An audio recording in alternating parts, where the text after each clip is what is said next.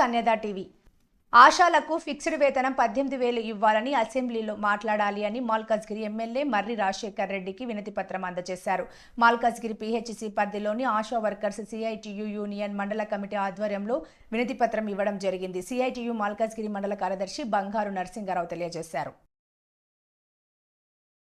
సానుకూలంగా స్పందించిన ఎమ్మెల్యే తప్పకుండా అసెంబ్లీలో సమావేశంలో నేను తప్పకుండా ఆశా వర్కర్ల జీతాలు ఇతర సమస్యల పరిష్కారం గురించి మాట్లాడుతా అని హామీ ఇచ్చారు. అనంతరం ఆశా వర్కర్ CITU యూనియన్ అధ్యక్షురాలు హేమలత మాట్లాడుతూ ఆశా వర్కర్లకు కనీస వేతనం 18,000 ఇవ్వాలి, ఆశా వర్కర్లకు ఎగ్జామ్ పెట్టడాన్ని రద్దు చేయాలి, 15 రోజుల సమ్మె హామీలు, కాంగ్రెస్ ప్రభుత్వం తన మేనిఫెస్టోలో పొందుపరిచిన హామీలు, ఫిబ్రవరి 9న ఆరోగ్య శాఖ కమిషనర్ ఇచ్చిన హామీలు వెంటనే అమలు చేయాలి, గతంలో ఇచ్చినట్లు రెగ్యులర్గా 2వ తేదీన జీతాలు ఇవ్వాలి, ఆశా వర్కర్లకు మట్టి ఖర్చులకి 50,000 ఇస్తున్నట్లు సర్కులర్ జారీ చేయాలి, ఆశాలకు ఇన్సూరెన్స్ 50,000 ఇస్తున్నట్లు సర్కులర్ జారీ చేయాలి, ఆశా వర్కర్లకు ANM GNM అవకాశాన్ని కల్పించాలి, సంవత్సరానికి 20,000 వేతనంతో కూడిన క్యాజువల్ లీవ్లు ఇవ్వాలి, ఆశాలకు ప్రసూతి సెలవులు సర్కులర్ జారీ చేయాలి, ఆశా వర్కర్లకు ESI PF సౌకర్యాలు కల్పించాలి, ఆశా వర్కర్ల పని మొబైల్ ఫోన్లో చేయాలని అంటున్నారు, కానీ వారికి మొబైల్ ఫోన్ లేకపోవడంతో తీవ్ర ఇబ్బందులు అవుతున్నాయి, ఆశా వర్కర్లకు డేటా బ్యాలెన్స్తో పాటు మొబైల్ ఫోన్లు ఇవ్వాలని అన్నారు. ఈ కార్యక్రమంలో మల్కాజ్గిరి, మౌలాలి, ఏకలవ్య నగర్, సఫిల్గూడ, వినాయక్ నగర్ తదితర PHCల నుండి సుమారు 125 మంది పైగా ఆశా వర్కర్స్ పాల్గొనడం జరిగింది. మీరు చేసి పెట్టండి అని కూడా మీరు అక్కడ మా వాళ్ళని పురమాయించి అక్కడ ప్రత్యేకంగా ఒక ఇద్దరిని కూడా మేరీ నాగేంద్ర అని ఇద్దరిని మీకోసం కూడా అక్కడ పెట్టడం జరిగింది. చాలా మటుకు ఆశా వర్కర్లు పాపం మన అల్ట్రాసౌండ్ చేయించుకోవడానికి గర్భవతులకు వాళ్ళు ప్రైవేట్లో చేయించుకునే స్తోమత ఉన్నది, గవర్నమెంట్లో కూడా అంత వ్యవస్థ లేదు కాబట్టి వాళ్ళని అక్కడ తీసుకొచ్చి కూడా మనకు అల్ట్రాసౌండ్లు చేసుకునే సందర్భాలు అనేకం ఉన్నాయి. అదే కాకుండా ట్యూబెక్టమీకి సంబంధించి కూడా నేను ఇప్పుడు మేము కూడా చేయట్లేదు, కానీ ఆశా వర్కర్ రికమెండ్ చేస్తే ట్యూబెక్టమీలు కూడా చేయండి అని చెప్పి వేరే డైరెక్ట్ వస్తే కూడా అరుంధతి హాస్పిటల్లో చేయొద్దని చెప్పారు. ఎందుకంటే ఆపరేషన్ థియేటర్లు అన్నీ బ్లాక్ అయిపోతున్నాయి, మనకు వేరే ఆపరేషన్లో అర్జెంట్ ఉన్న ఆపరేషన్ మనం చేయలేకపోతున్నామని చెప్పేసి ఈ ట్యూబెక్టమీకి ఆశా వర్కర్ చెప్తే తప్పకుండా ట్యూబెక్టమీని అక్కడ అమలు చేయండి అని కూడా మా డాక్టర్లకి మా యొక్క వ్యవస్థకి అక్కడ చెప్పారు. అంటే దీన్ని బట్టి మీరు అర్థం చేసుకోవచ్చు మీరు అంటే ఎంత ఇంపార్టెంటో నాకు నా వ్యవస్థకి అనేది మీకు ఇక్కడ తెలియజెప్పడానికి చేస్తున్నామా. నేను ఫస్ట్ ప్రియారిటీ ఇచ్చేయండి మీకే అని చెప్పి కూడా చెప్తున్నా. మీకు ఎటువంటి సమస్య ఉన్నా స్థానికంగా అధికారులతోటి కానీ ఇప్పుడు చెప్పిన లేదా గాంధీ హాస్పిటల్లో మల్కాజ్గిరి హాస్పిటల్లో కానీ అమర్యాదకు గురి చేస్తే మీరు డైరెక్ట్ నాకు ఫోన్ ద్వారా మన నాయకులతో లేకపోతే జస్ట్ వాకింగ్ అయి ఇక్కడికి వచ్చిన ఏ రకమైన ఇబ్బందులు ఉన్నా మీరు దయచేసి చెప్పాలి. ఇప్పుడు ఐవక్ అడిగింది మీ ప్రధాన సమస్య, మీకు ఒక ఫిక్స్డ్ వేతనం ఇప్పించాలని. ఇది కూడా మేము ఎప్పటి నుంచో ప్రయత్నం చేస్తున్నాము. నాకు ఇంతకుముందు రాంబాబు యాదవ్ అది నా ఇంకో ఆశాకరమైన ఆమె BRTO అక్కడ కూడా ఆమె కూడా ప్రతి సందర్భం ఆమె కూడా ఏమో పేరు మర్చిపోయినా గుర్తు రావట్లేదు. వాళ్ళు కూడా ప్రతి సందర్భంలో నాకు చెప్తుండే, అప్పుడు కూడా ప్రతిసారి మనము వినతి పత్రాలు ఇచ్చినాం. మనం KTR గారి దృష్టికి కూడా తీసుకెళ్ళి KTR గారితో కూడా ఒక మీటింగ్ పెట్టినప్పుడు అప్పటికి టైం అయిపోయి ఎలక్షన్ బోర్డులోకి వచ్చినప్పుడు ఆయన కూడా ఏం చేయలేకపోయింది. ఇప్పుడు కూడా రేవంత్ రెడ్డి గారికి తప్పకుండా మీ యొక్క సమస్యని ఆయనకు ఈ పరిష్కరించాల్సిందిగా కోరుతూ ఆయనకు వినతి పత్రం తప్పకుండా ఇస్తాను. ఎక్కడ వీలు దొరికితే అసెంబ్లీలో అక్కడ మీ తరఫున మాట్లాడడానికి కూడా నేనే కాకుండా మల్కాజ్గిరి జిల్లాలో ఉన్న ఒక మన 6 ఎమ్మెల్యేలు ఉన్నారమ్మా, వాళ్ళందరితోటి కూడా మేము అందరం వెళ్ళి కూడా మీ తరఫున వినతి పత్రము ముఖ్యమంత్రి గారికి కూడా ఇవ్వడానికి ప్రయత్నం చేశారు.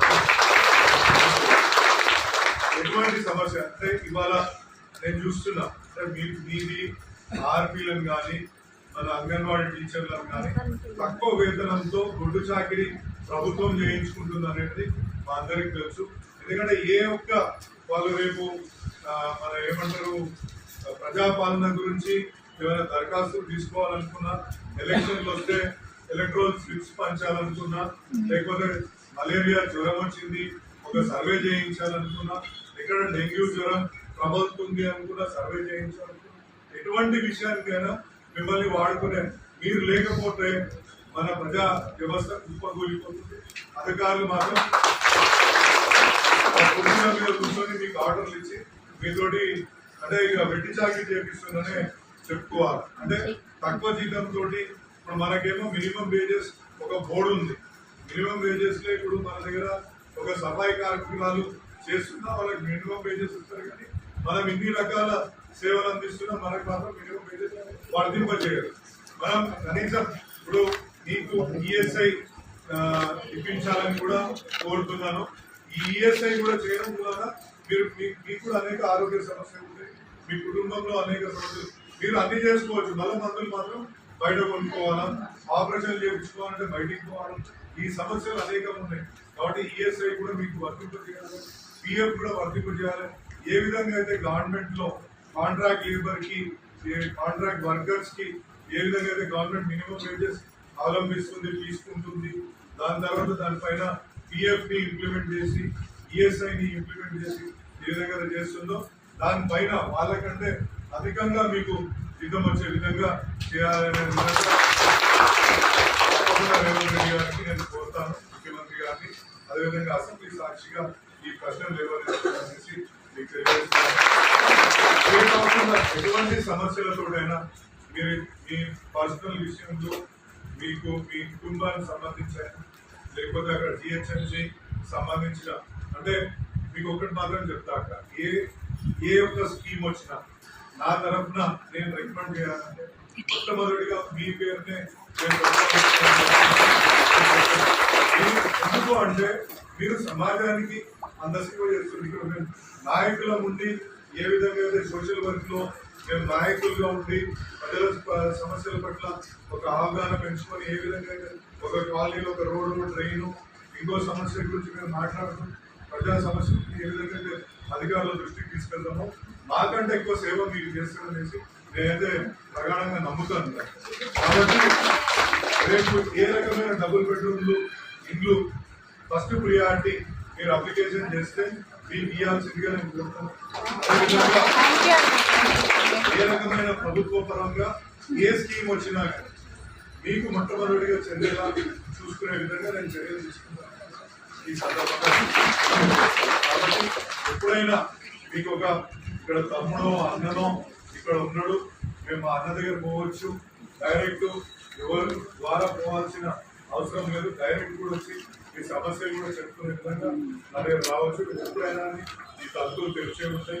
నేను ప్రతిరోజు ఇక్కడ 8:30-9 గంటల నుంచి ఇక్కడనే ఉంటాను, రోజు 2 గంటలు కూర్చుంటాను. ఇక్కడ మీకు ఒక హెల్ప్ లైన్ అంటే ఇక్కడ మా పిఏలు ఉన్నారు, ఒక 3 స్వామి గారి ఆధ్వర్యంలో వాళ్ళందరూ కూడా పనిచేస్తారు. మీకు వాళ్ళ ఒక నంబర్ కూడా ఇస్తారు.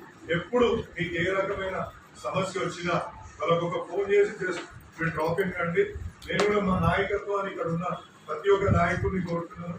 మీరు కూడా ఇప్పుడు మనం ఏదైతే అనుకుంటున్నామో మీరు కూడా టాప్ ప్రియారిటీ ఇచ్చి వాళ్ళకి ఏ సమస్య ఉన్నా మీరు నిలబడండి. నేను చెప్తున్నా వాళ్ళు మీకు ఇట్లా కనిపిస్తున్నారని ఒక శక్తులు అంటే ఎంతమందిని ప్రభావితం చేస్తారో నేను కళ్ళారా చూసిన వాళ్ళతో ఫీల్డ్ ట్రిప్ 1-2 సార్లు నేను మేడ్చల్లో ఉన్నప్పుడు వాళ్ళతో ఫీల్డ్ ట్రిప్ పోయినా నేను చెప్తున్న ఒక 1000 మందిని ఒక్కొక్క ఆశా వర్కర్ ప్రభావితం చేసే శక్తి వాళ్ళకు ఉంటుంది. ఎందుకంటే వాళ్ళకున్న అక్కడ లోకల్ సమస్యలని వాళ్ళకి ప్రతి ఒక్క సమస్య తెలుసు.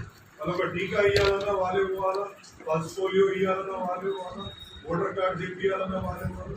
మన ఏదో ఎగ్జామ్స్ అయితే కూడా వాళ్ళని నిలవడం అంటే ప్రతి సందర్భంలో మనం కూడా ఆ యొక్క 1000 మందితో నేను కూడా రోజు మాట్లాడాను, మీరు మాట్లాడినంటారు.